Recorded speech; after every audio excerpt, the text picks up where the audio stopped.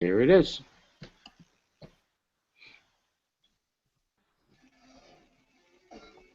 We'll verify we're live. Send me the link, Rick. Welcome to BigGunner81 Live, everyone. Brought to you by Applied Arsenal Finishes and Gunworks, Bat Arms, Eggleston Munitions, the Range at 355, and a Tier 1 Training Corp. So tonight we're just going to do a little bit of a recap, a little bit of gun chat kind of thing. In the house tonight with us, we've got Ryan Wiggins. What's up? Thanks for coming on with us. We got Kevin here. You're out in Colorado, right, Kevin? Yes, sir. All right, and you guys just both shot the Southwest Western Three Gun Nation regional this past weekend. And of course, we got Dr. Bill in the house with us too as well. We'll be talking a little bit later with you about some concealed carry pistols, I believe. Yep. Awesome. And Toby is also supposed to join us tonight. I don't know if he's going to jump in as well. He was out shooting the Tarheel, I believe, 3-gun, if I remember correctly, this past weekend as well. So first off, we'll go with Kevin. Tell us a little bit about yourself since you have not been with us before. Sure, yeah. I live in Colorado Springs, Colorado. It's about an hour south of Denver. I'm a match director for SoCo 3-gun. Webpage is just www.soco3gun.com. No dashes or anything like that. Been shooting 3-gun for a couple of years now, and yeah, that's about it. Okay, cool. So, What's your favorite color, dude?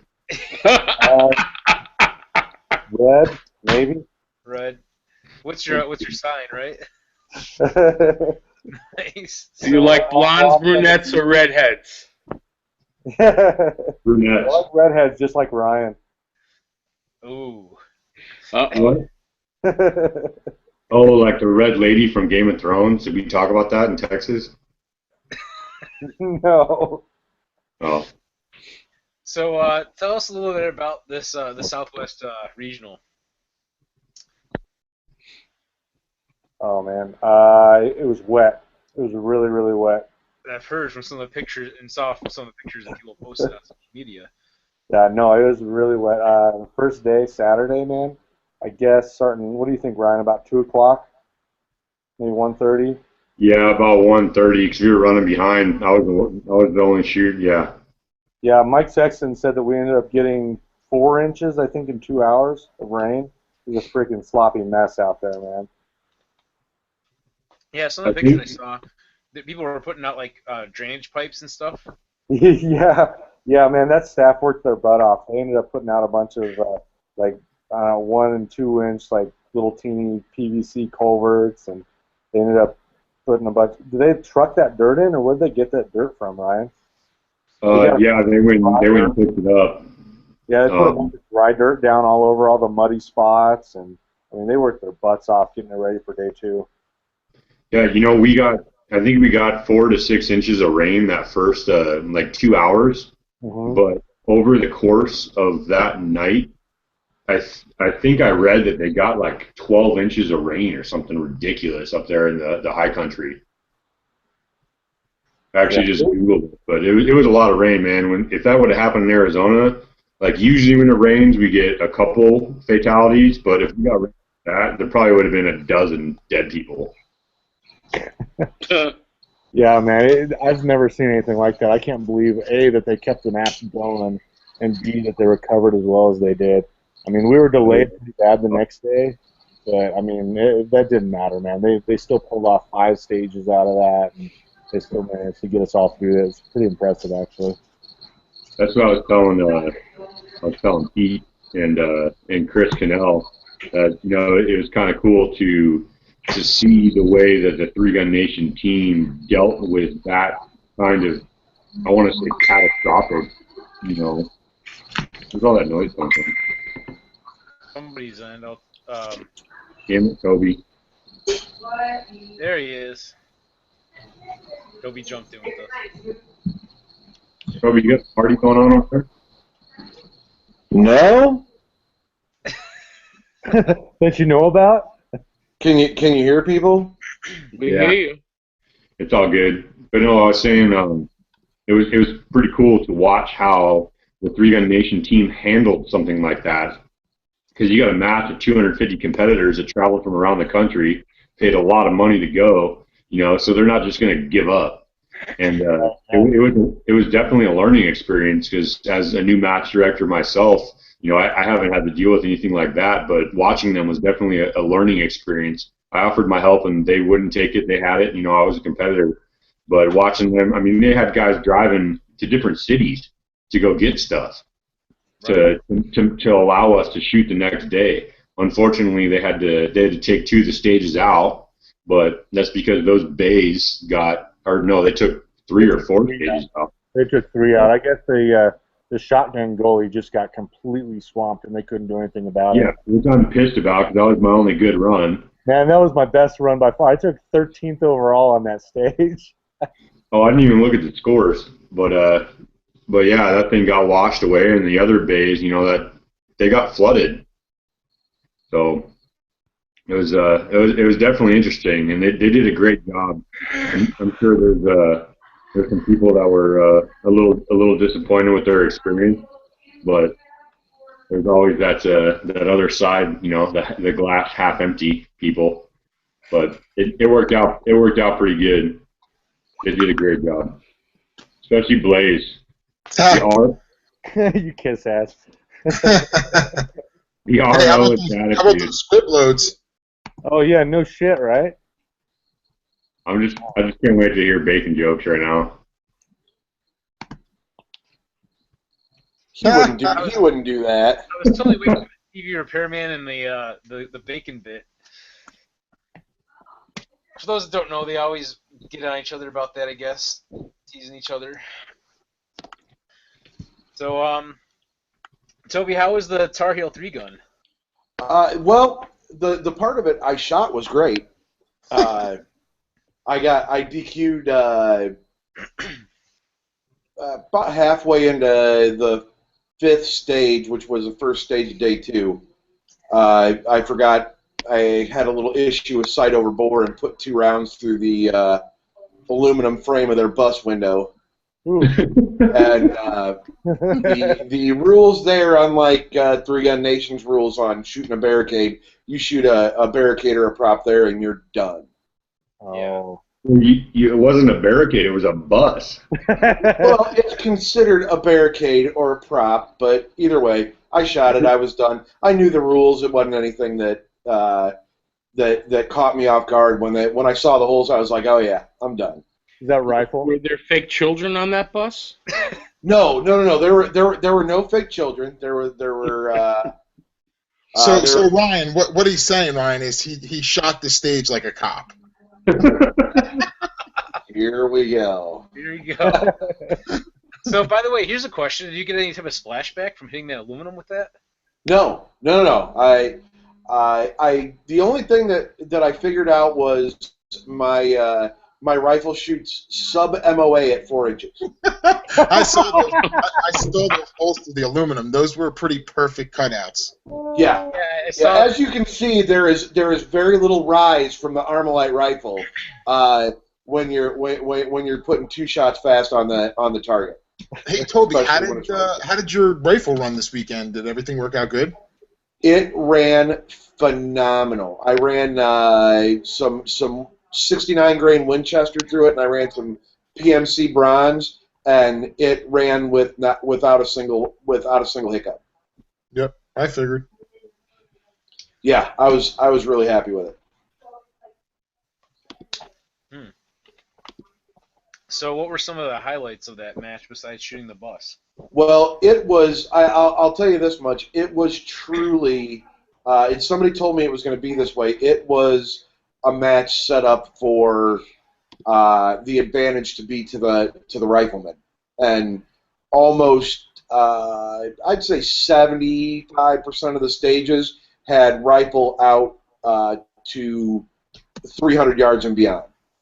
Hey, I heard that the bonus targets were actually mandatory because if they're giving you a 400-yard full-size IPSC, that's sort of a give me, isn't it? Oh yeah, they might as well have been mandatory because if if you didn't shoot at them and didn't hit them, it was a 15-second bonus at. One of them was kind of tough. One of them was only like I want to say like a 10-inch round at 422. Okay. But yeah, most of them were full-size IPSCs, and how do you not shoot that at 420, 450 yards? It's Yep.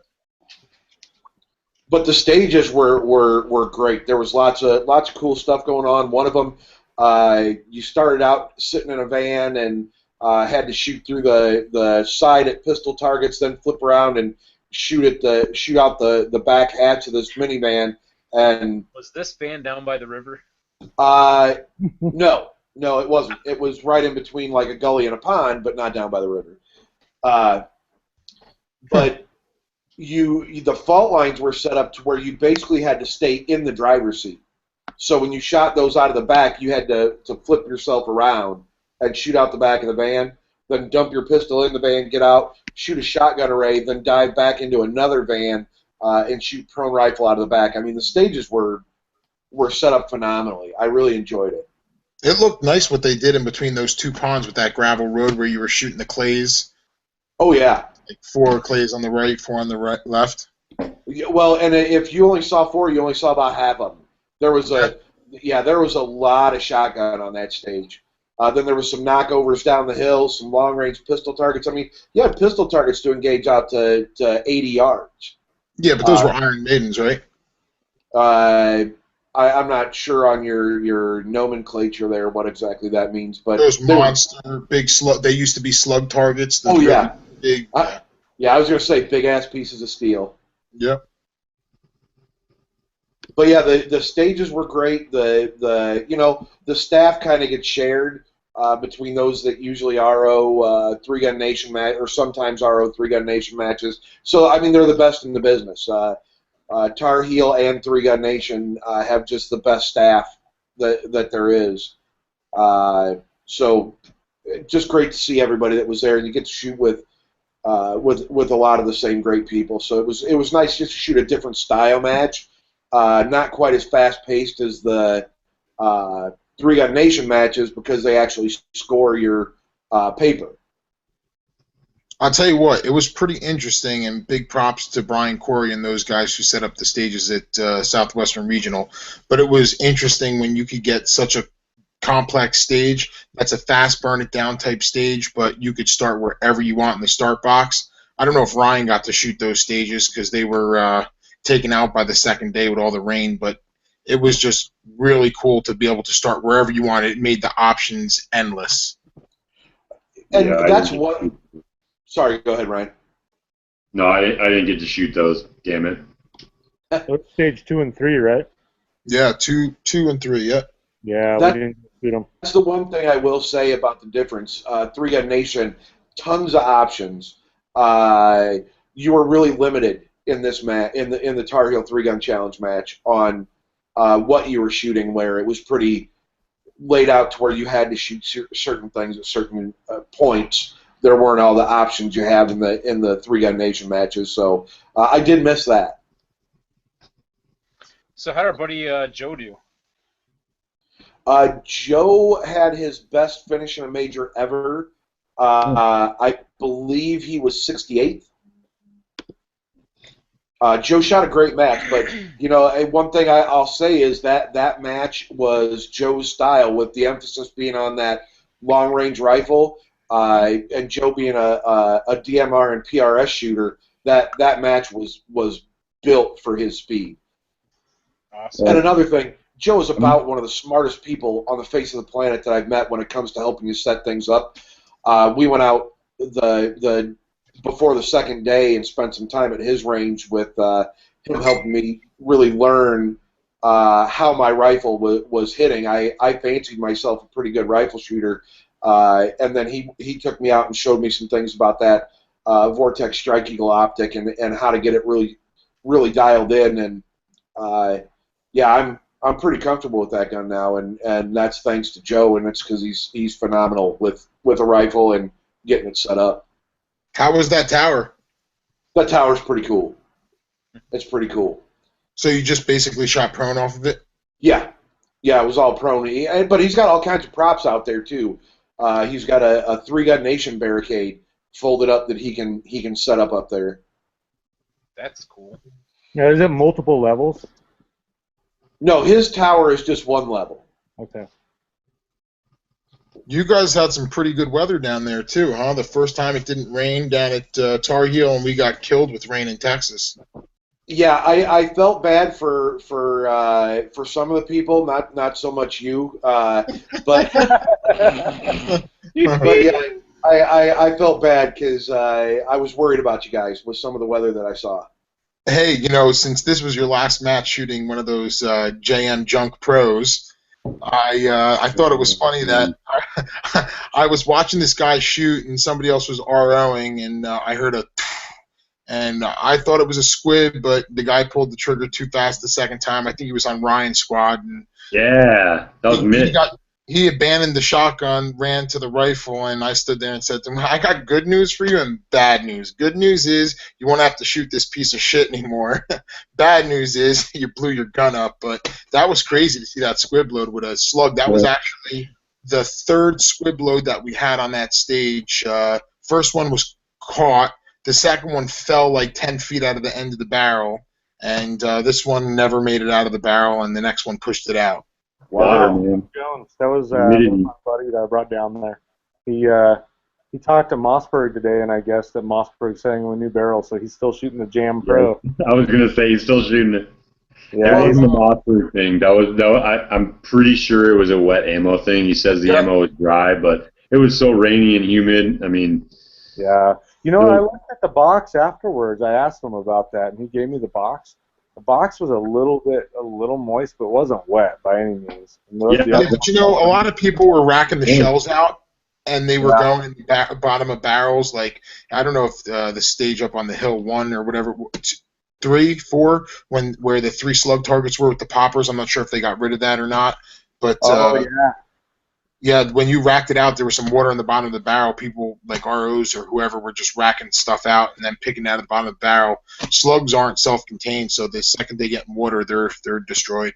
Even moisture in the air. I mean, we're talking about a squib here. I mean, the powder went off, but not all of it. Yeah. It wasn't like the slug was stuck. I mean, 12 inches down the barrel. So some of that powder ignited. Yeah, I don't think shells crazy. Back to the ground. There's a YouTube video. TJ was showing me, my buddy, on the car ride back last night, which was 15 hours, by the way. They got it on video. 15 hours? Oh, there is a video of it? 13, man. You guys need to drive faster. No, you know what, dude? We got stuck. They shut down the freeway for a little bit. We didn't get stuck in that, but we were battling like 50-mile-an-hour winds the whole drive. Well, did you hear about the tornado in North Texas? No. By about 20 miles is all. We had to stop at Sonic because of all the hail and. Hey, what was the title of that video on YouTube for that squib? Oh God, I don't know. Hold on, I'll find it. Oh, by the way, I'll be posting my DQ video probably here in the next day or two. Awesome. Post it now. But if anybody wonders what it is that Blaze is talking about, this came in today. Yeah. Nice. That's beautiful. Nice. So, a humpback. I'm excited. I'm going to be rocking the A5. Wow. After it gets back from serums. Ah, that was good. You took my advice. What did he tell you, a week or 2?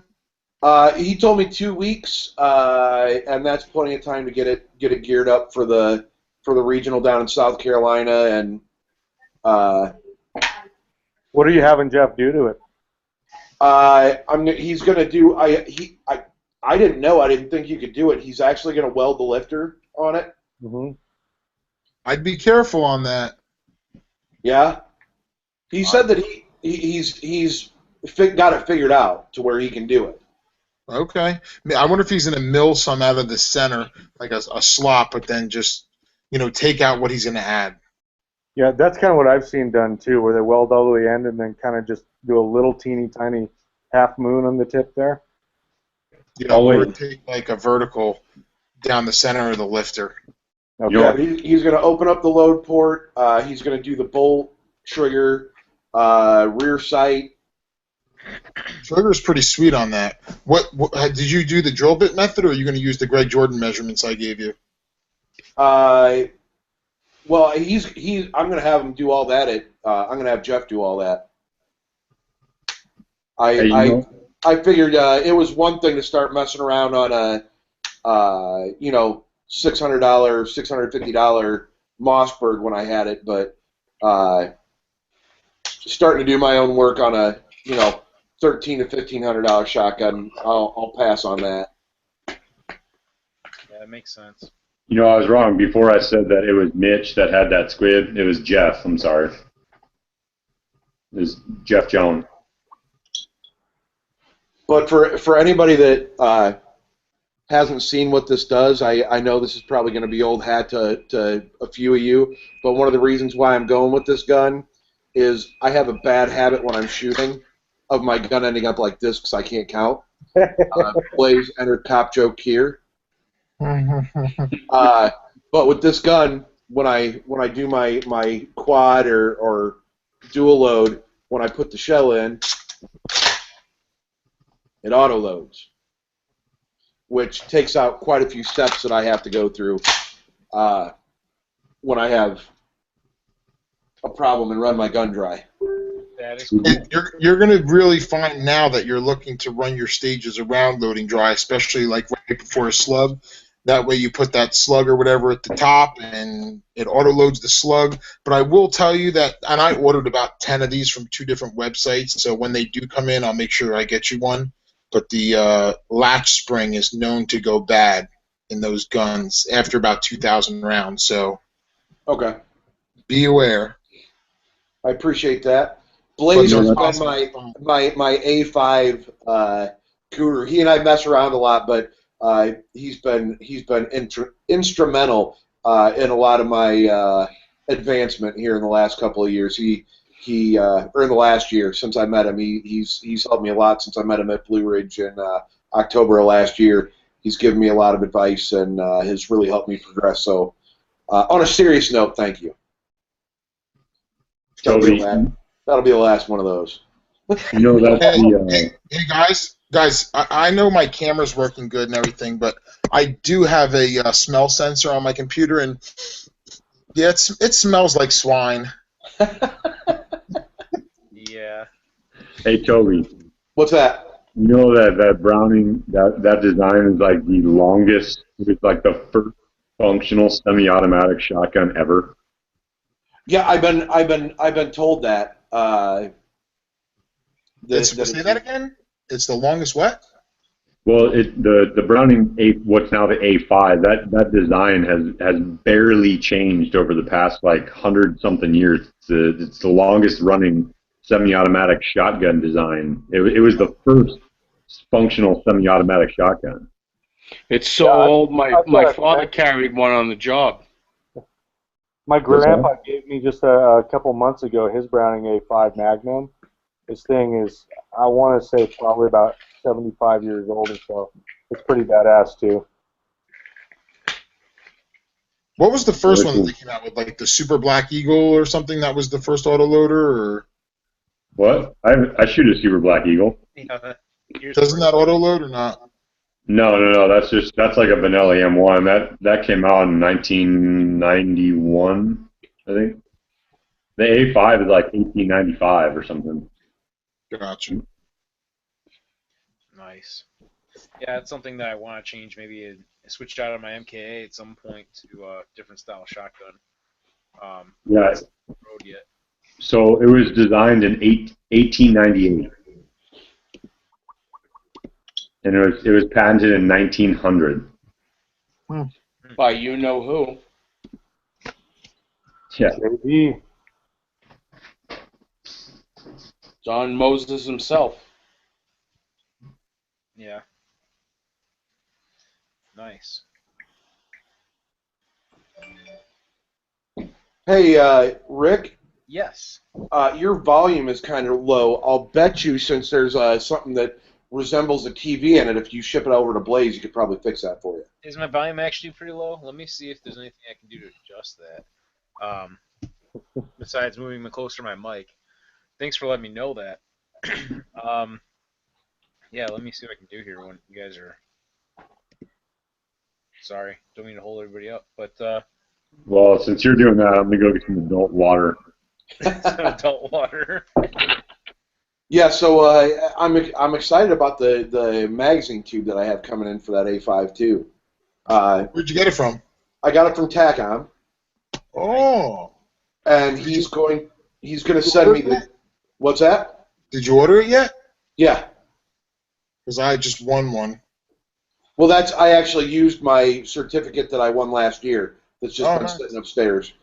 But Tim really hooked me up. I talked to him about a couple of things today, but he's going to sell me the 4-round extension and then the 4-round add-on. Yep, that's the So way I to can do it. still run 12 like I do in my JM, but when I go to Blue Ridge, I don't have to worry about plugging it. I just take that extension off, and it'll just hold the 8. Yeah, have them send you a second spring so you don't have to worry about that. Right. Is my audio any better now? Yep. Yes. It's a lot better. Okay, because I bumped it up a little notch here in my settings. So Yeah, I can hear you from the bathroom. that's wonderful. Too much information. Yeah. So speaking of TACOM too, that's something else I'll be working on very soon in mag extensions.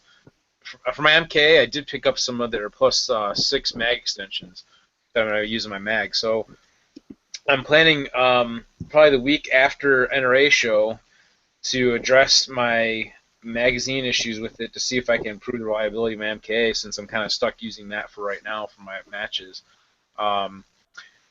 And that weekend following NRA show, which is this weekend, is the NRA show. The 29th is our ASC 3-gun, where I'll get to finally test that out too. So looking forward to that. Our guys, excuse me, we've got some new guys helping with our stages, and they're really pushing it to be much better matches than we had last year for sure. I even saw now that it looks like they're requiring a sling possibly, I guess, for your rifle as well, which is kind of something new for me that I haven't had to deal with yet as far as the matches go. I'd be, and I don't know, and this isn't anything negative against your club, but I'd be concerned to have a club that new to 3-gun with that many new shooters running slung guns. Yeah, and that was something that I thought too as well. I'm like, this is kind of interesting, but that's not up to me, so we'll see what they're actually using them, how they're using them.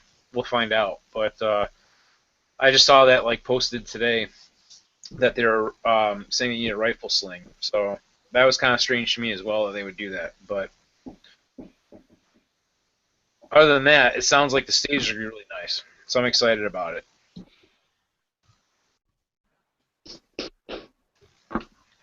So, what was that? You got your adult beverage now? I said adult water. Well, isn't it? Well, adult water, isn't that the same thing, kind of? Yeah. Water's a beverage, right? Yeah. All right then. I'm back. Sorry. So is anyone else? Sorry. I gotta have a couple before I design these. I got a match this weekend. I got to design some stages. It's gonna be a long night. Yeah, I hear you. You don't want to do that sober? No, you can't design stages sober. Nice. So, does anyone have anything else they want to add about these two matches that happened over this past weekend? I don't know. ROs did a good job. The rain was intense.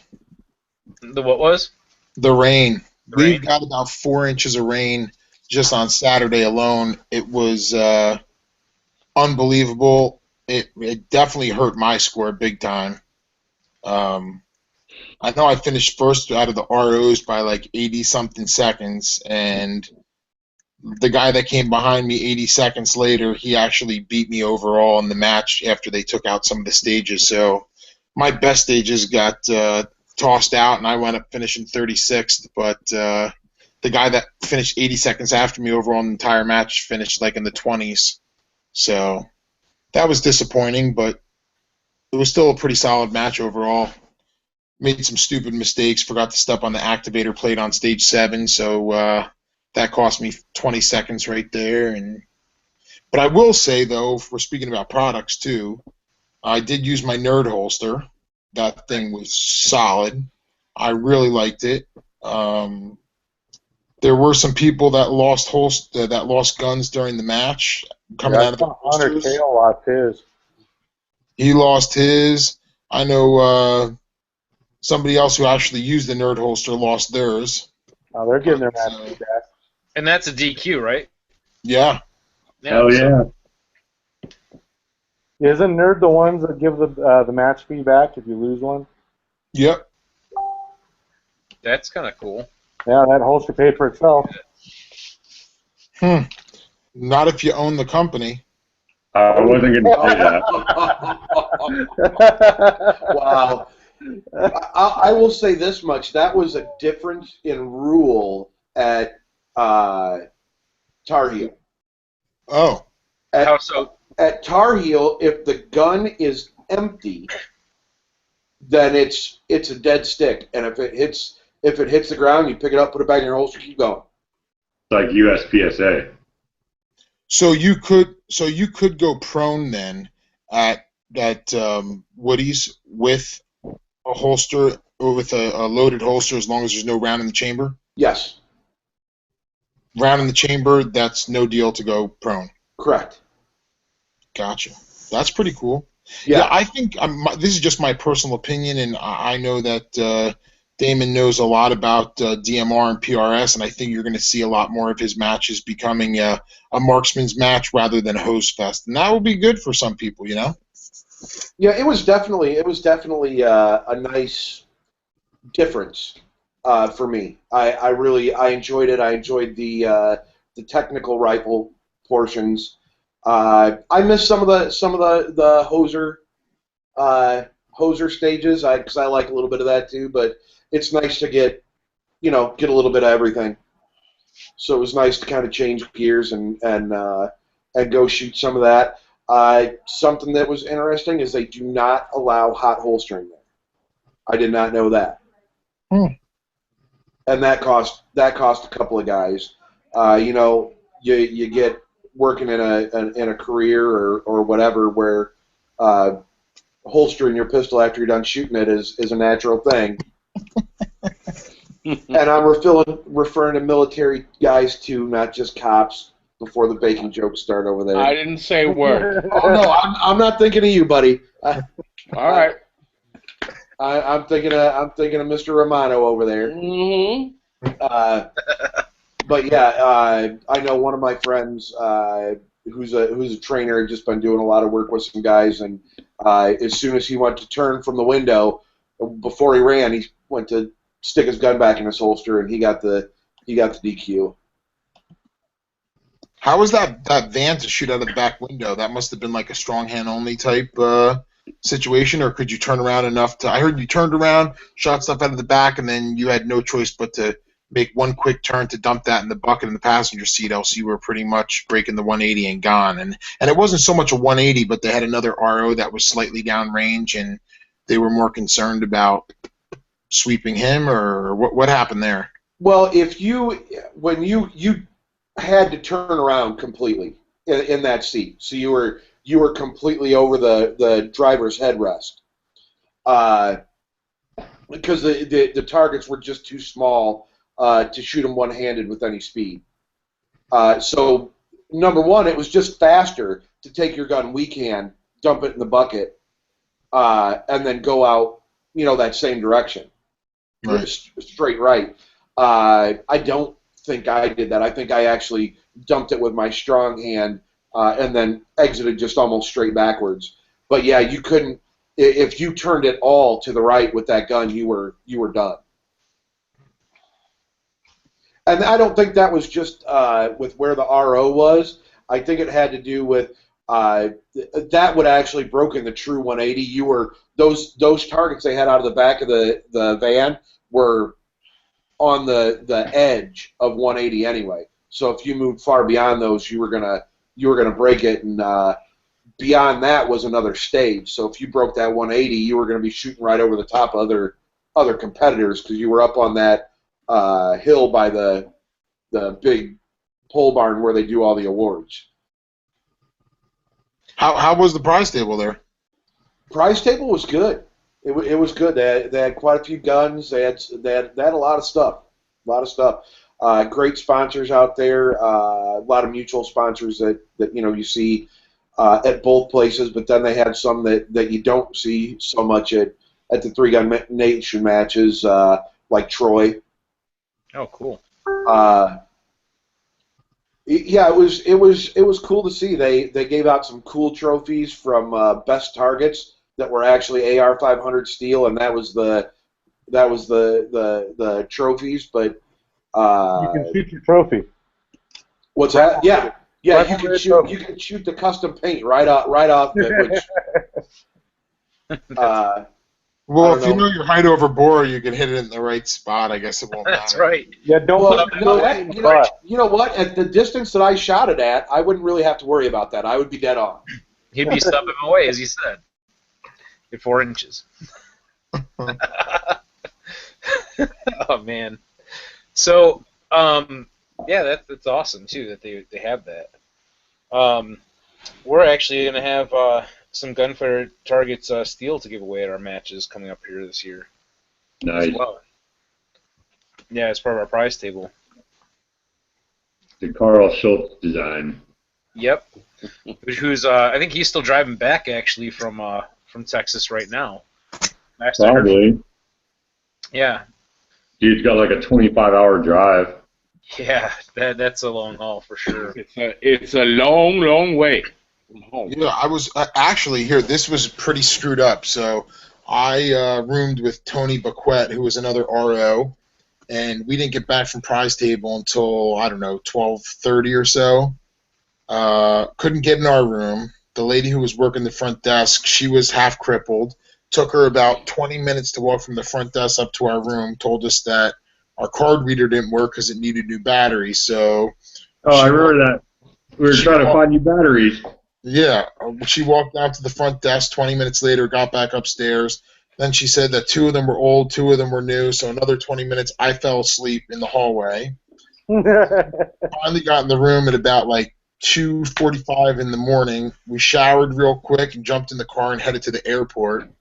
Tony's flight left at like 5:30 in the morning, so that was interesting.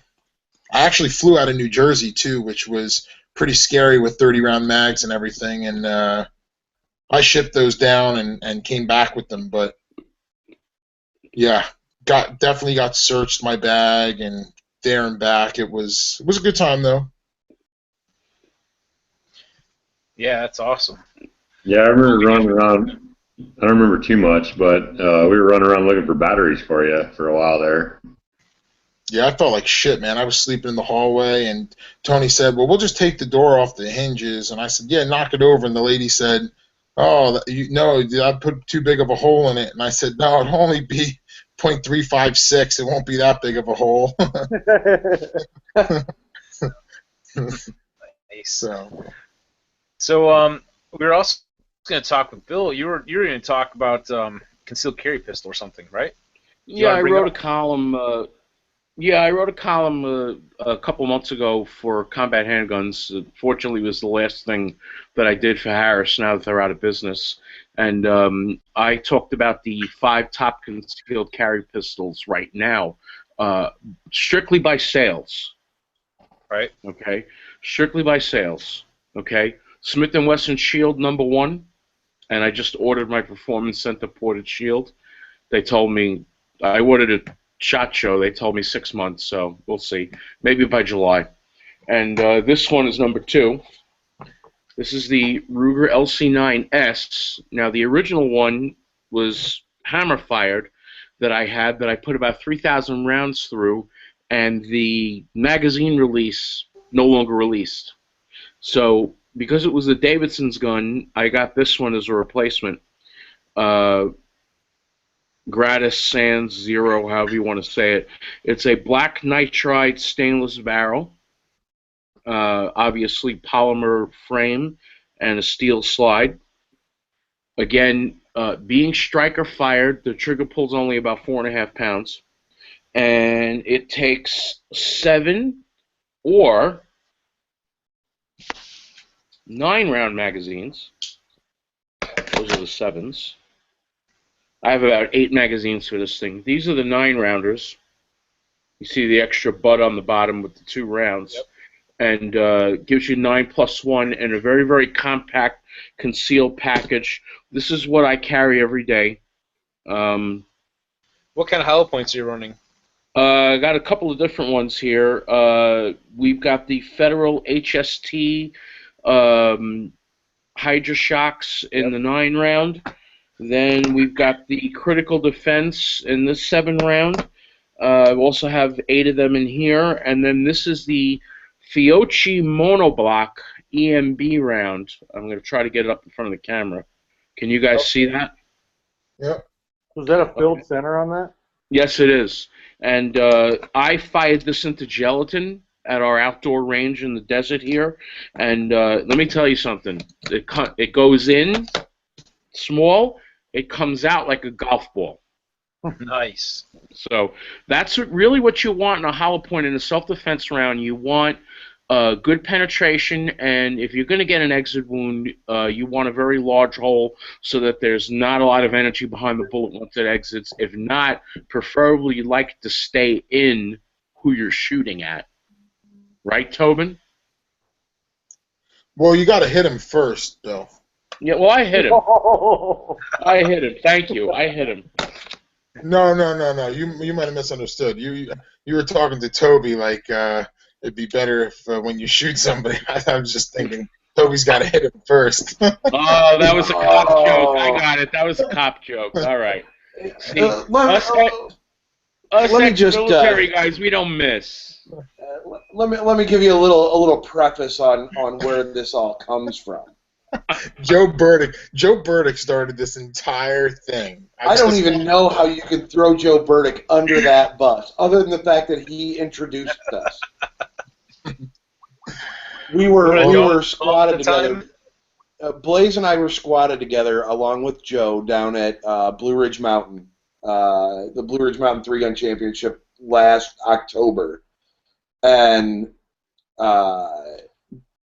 am I the only one that's not frozen, or is my story that captivating for all of you? Because nobody's moving. We're listening. No, we're okay, everybody's moving again. Just it froze, so everybody was like really static. Anyway, still, just for a second. What I was having an issue with my rifle, and Blaze came up, and I was talking to somebody about what I did, and he made a comment about, "Really, you're a cop?" And I said, "Yeah," and he goes, "That's funny, because you shoot kind of good for a cop." I do think he threw the no offense line in there first. Yeah, the line where it's going to be offensive, but let me just brace you for it. It's in the GNU convention, man. All right. Well, the other thing I had. I doubt you could see this, but this here is a message with Joe Burdick, and it says, "Ask Tobin if when you see him next, say, 'Oh boy, did some brass fall down your shirt? Because it sure smells like bacon cooking.'" So I just want to let you know that every one of these comments comes straight from Joe instigating. That's awesome. Yeah. Nice. I don't know. I almost feel like, you were keeping that blurry for a reason, because I don't think Joe has ever called me Tobin ever in my life. No, he said Toby, T-O-B-Y. I'm sorry. Okay. Tell me if that is that better? Can you see that? Yes, now we can see it. It's this one right here, Toby. Just so the viewers know from past episodes, the guy they're talking about is the one that got hit in the balls by the ricocheted slug in Florida. Yeah. Also a true story. Also a true story. He DQ'd down there, didn't he? Yeah. Yes, he did. Yeah. He got hit in the balls about 90 seconds after he DQ'd. Insult, injury to insult. So, Dude, so after, Three Gun after Nation. he got kicked in the balls for getting a DQ, he got smacked in the balls again. Yeah, but Three Gun still the Nation. worst about that was I did Almost. before I even shot the match on that one. So he still did better than I did. I don't mean to be an ass about that, but you brought that on yourself. You know that, right? Well, you know, in his inexperienced defense, if somebody told me to go preload my shotgun and stick it over on the table, sort of his fault because Rule 1 in the Three Gun Nation manual says competitors must know and understand the rules. But if somebody told me to go preload my shotgun and I didn't know any better and I shot like, you know, I was my first match, you can't really blame the guy. You know, Rick's been shooting magazine-fed shotguns, so that was the first time shooting a tube-fed. And now, every time we do a safety brief, it's emphasized heavily at the safety brief for each stage by the ROs that when you preload your shotgun, you are only loading your magazine tube. So yeah. So unfortunately, I helped change the wording a little bit or whatever. Yeah. Your mistake is carrying on. Yes. I wish it was a better like and such, but it was. Now, Rick, what am I actually referring to when I say you brought that on yourself? Not your inexperience or anything else like that. How did you bring that on yourself? Because I brought up the DQ. Because how many times were you messing with Hayden on the trip up there? Oh, and you kept bringing up the DQ thing, and I warned you. I told you were jinxing yourself. You kept telling that poor dude he was going to DQ, and I kept saying you better watch out. That's bad mojo, dude. Yep. Didn't they both DQ too? No. Hayden didn't DQ. Hayden finished out. No, you're absolutely right. I did do that. What's up, Schultz? I'll tell you what. Hayden is one hell of a shooter, man. I mean, I know that he hasn't been shooting as long as other people, but he's definitely got some pretty solid stages coming together. And honestly, I mean, for a cop, he fucking shoots good. For a cop. So, Carl, how's things going there on your ride home? It looks like you're sitting in the car, right? Oh, yeah, I just swung off quick for a few minutes so I could jump on and say hi to you guys and see what was going on. So. Yeah, thanks for stopping in. So, how did the match go? Hey, how's it going, Carl? Down at the Three Gun Nation. Well, a little wet. Best finish in a Three Gun Nation match for me, so I was happy. Awesome. Dude, I don't want to sound like a dick, but you look really tired, man. I am really tired. It's been a long week. Where are you at right now? North of Des Moines. Wow. Damn. That's not really a dick thing to say. It's more of an obvious thing to say. Something I would say. Yeah. Where'd you wind up finishing, Carl? 65th. Nice. Not bad. So, and the nice thing with progress from last year, because I shot this match last year, I was 134th. Wow. Wow, that's good. So did you win any guns this time? There's only, 3 on the table this year, guys? No, well, I would say that there was maybe like 4 Ruger SR9s or those mini pocket pistols. They probably had 5 or 6 1022s. I know that Keith picked up a one of those rifles that he shoots for. There was a Mossberg on there, some bolt-action rifles, but definitely not as many guns as there have been in the past. But So Keith Garcia, who shoots for Cobalt Kinetics, won a Cobalt Kinetics rifle? He did, correct. Damn it.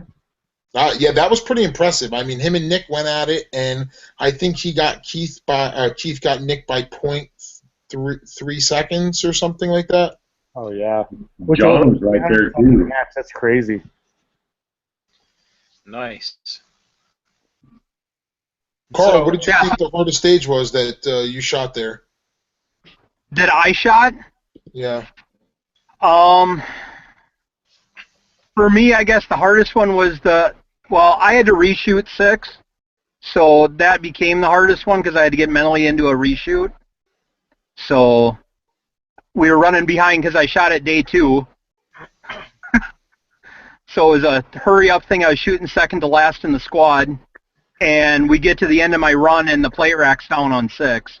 Oh, So there goes a reshoot. Well, of course, we're trying to get me done off and get the next squad on top of getting that reshoot done. So that kind of got a little stressful. So I'd like to thank the guys in my squad, though. Michael Whitesides and Megan Wilson both grabbed gear and helped me get reset and kind of just said, settle down, take your, Mike grabbed me by the shoulder and said, just take a minute, breathe, get yourself into it before I did it. And it actually worked out. So I think my second run was actually faster than my first one. So for a reshoot, it actually worked out for a change. Awesome. Yeah. Yeah, that little guy at 200 yards is pretty gnarly on stage 6. oh, that 8-inch plate, huh? The little tiny one? Left, yeah. I was pretty stoked. I got it with my second hit. I thought I was going to be there for a few rounds. There were a lot of guys that spent 10, 15 rounds on that one. Yeah, like one of my biggest struggles is on those 3-Gun Nation barricades, the shortest step is too low, but the next step up is too high, depending on where they put the barrier. Mm-hmm. So that one definitely was. I couldn't get steady. I couldn't hold it, and it took me like 6 shots to get that little 8-inch plate. And Well, and you could it was push into nice. that top, but the tops on those is just so wobbly. Down towards the bottom, it's so stable. Yep, I try to reverse knee those. Yeah. Well, in minus, I think the 2 girls on our squad, I think everybody went prone on our squad for that stage. How could you see that first one that was down by those 4 paper? Oh, yeah, the 120-yarder. Or You maybe they didn't- shot that offhand. They shot that first. We took it first off the top and then dropped, is what we ended up doing. Now, were they allowing you guys to shoot that from the box, or you had to be behind the barricade for that, right? For that first one, Yeah. that 120, Yeah. you had to be behind the barricade, but you could take it from the top of the barricade. Okay. So we came into it, shot it over the barricade, and then dropped into that port underneath. On the center, yeah. Awesome. Well, we're coming up on about 10 o'clock here. If any of you guys have anything else you want to throw out there before we wrap things up. Yeah, really quick. We're gonna. I think next show we're gonna do a trivia question for a giveaway that I have for you folks up in Illinois. Awesome. For the gunsafetyguy.com, I've got a gift certificate we'll give away. But I wanted to mention Andy Langelas, Andy's Leather. He recently moved from New Hampshire to North Carolina, and he's got a brand new shop, and he's sending me 1911 scabbard holster and a 1911 Yaki slide. So I'm looking forward to testing those out, and I should have those next week.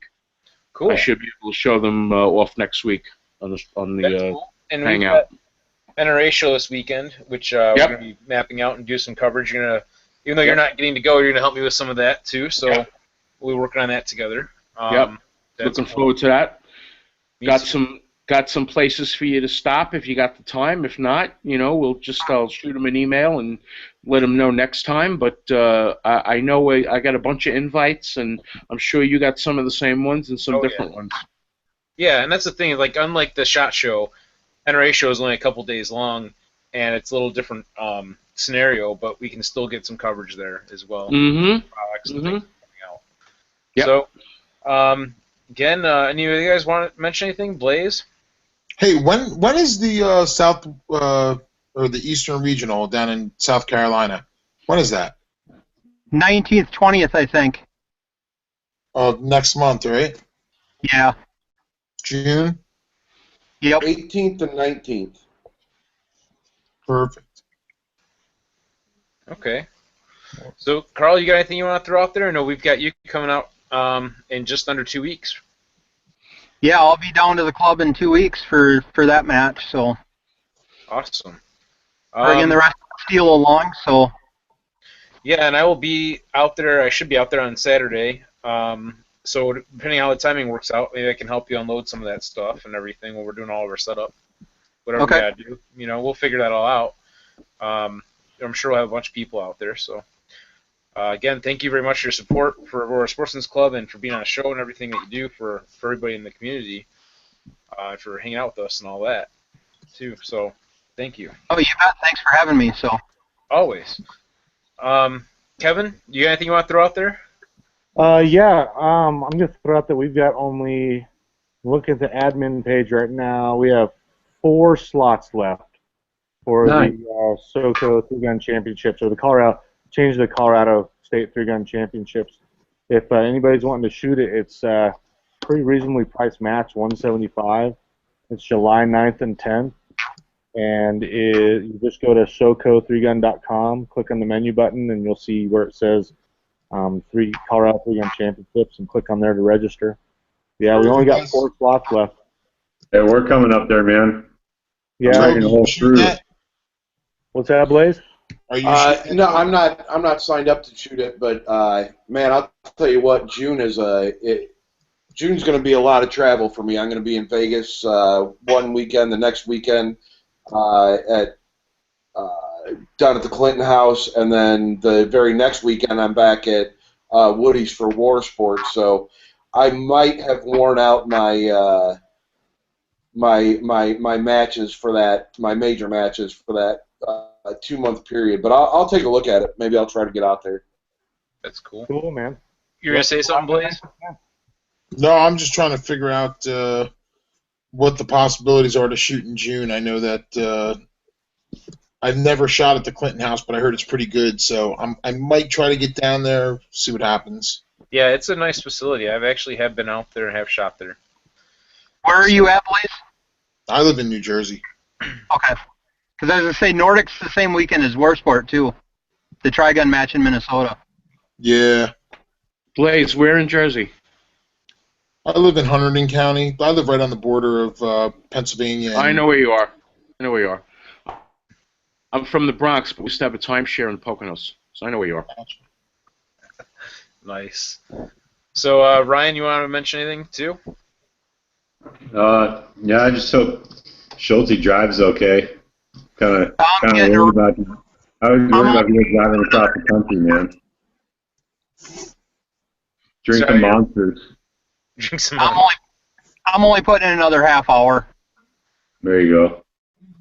Yeah, get some Sonic, Carl. Get some Sonic. And a cup. We don't have Sonic up here. Coffee. Don't make me be sleepy. Drive safe, brother. It was good to see all you guys. Thanks for having me on, Rick. Yeah, always. Thank you, Brian. Sorry, I'm not a gunsmith anymore, so I don't want to talk about that crap. Yeah, we'll try to avoid gunsmithing topics now. No more recoil spring jokes. Although those are pretty funny. I love that picture that Thomas made up with you about the, hey kids, want to buy some recoil springs? That was awesome. For those of you that don't know that story. So I'll have some jokes soon. I got one last joke before we leave. Now that Toby's got a big boy shotgun, we're going to have to get him a big boy pistol next. Oh, snap. Why you got to crack on my Glock? Oh, Ryan, get him. Get him, Ryan. Dude, I don't have a Glock anymore. Yeah, my shit blew up. What? Yeah, from all that dry fire. With another one? Yeah, what I mean, shooting now? If you dry fire a Glock like 200,000 times, it'll break. Oh, did you blow out the breech face? Yeah, I blew that thing out. Oh, shit. In the middle of a match. Was that you on I call it the schlock. What's that? Is that you a couple of weeks ago that posted that on 3-Gun Talk? Yeah, probably. Yeah. What are you shooting now, Ryan? Borrowed things. A different pistol? No, I shot an STI this weekend. I have an STI slide and frame that my sponsors are paying for me to finish. So that's in the works right now. I'll be shooting a 40 cal STI with the Bill of Rights laser engraved and Cerakoted with tan and black battle worn kind of stuff going on. So I was really hoping for some help here. Sorry, Toby. I mean, the whole weekend, man, that STI I borrowed had extractor issues, and I was only able to shoot 5 or 6 rounds before it malfunctioned. I was really missing my Glock, man, because that hurt me a lot. But Yeah, Well, I'll tell boys, you. us cops can only keep track of like one operating system at a time. So I'm going to just stick with my Glock for now. So There you Ryan, go. you were gonna I call him the schlock. That's what I call them. Schlock. and why do you say that? Because everybody I know that has had one or shot one doesn't know what they're doing. They break it. They drop it. I just You could and just say, it doesn't you could fit say that they're cops. I would pretty much. doesn't fit my hand right. Doesn't fit my hand right. Gotcha. I So mean, Ryan, you were I'm gonna. used to a 9/11. I'm used to Beretta. So Ryan, you were gonna say the story that people didn't maybe know about the recoil springs. Oh yeah, I mean, I got accused of this guy brought me, dude. I don't even remember what kind of gun it was. I think it was like an XD. Probably. It might no, it was a M&P, and he bought a Apex trigger kit and brought it to me to install the Apex trigger kit, and then accused me of stealing his recoil spring that came with the trigger kit. No, So- recoil spring comes with a trigger kit, right? No, Apex trigger kits don't come with recoil springs. No, Well, they don't. I mean, transmissions don't come with rear differentials, you know. Exactly. So Toby, you got anything you want to throw out too? Any classes? Anything you want to mention? I let me see one. No, I don't have a calendar in front of me. But we got a basic pistol and a fighting fundamentals pistol coming up in June. But if you want to know the dates, you can just go check it out on the website. They're there. Tier1training.com. All right. That would be it. For those that are watching, of course. So thank you all for being on tonight with us, and we're just gonna wrap everything up. And until next time, go out and have some fun shooting. Thanks a lot. We'll talk soon, bud. Yeah, baby.